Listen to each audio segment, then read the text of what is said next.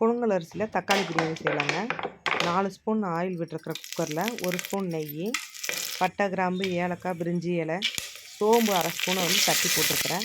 பச்சை மிளகாயை நான் கீராமல் போட்டிருக்கிறேன். குழம்பு சாப்பிட்றதுனால நீங்கள் கீரி போட்டுக்கோங்க.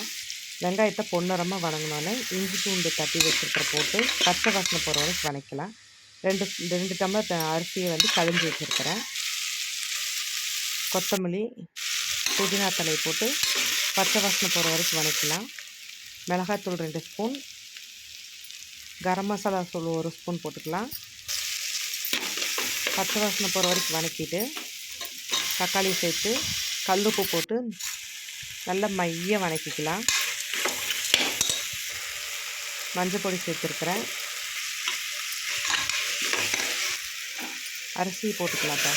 அரிசி போட்டு நல்லா ஒரு 2 கிளறி விட்டு 4 டம்ளர் தண்ணி விட்டுக்கலாங்க. எங்கள் வீட்டு அரிசிக்கு நான் கரெக்டாக தண்ணி ஊற்றினா பளபளன்னு வரும். அதனால் நான் கரெக்டாக ஊற்றிருக்கிறேன். உப்பு இதில் சரி பார்த்துக்கலாம். தண்ணி கொதித்த உடனேயே குக்கரை போட்டு மூடி 3 விசில் விட்டுக்கலாங்க. ஹேர் நல்லா போனதுக்கப்புறம் திறந்து பார்த்தோம்னா பளபளன்னு பிரியாணி ரெடியாக இருக்கும். தக்காளி பிரியாணி நல்லா கிளறி விட்டு சூடான சாதம், புதினா சட்னி, 4 முட்டையோடு வச்சு சாப்பிட்டா பிரமாதமாக இருக்குங்க. சாப்பிட்டு பார்த்துட்டு எப்படி இருக்குன்னு சொல்லுங்கள்.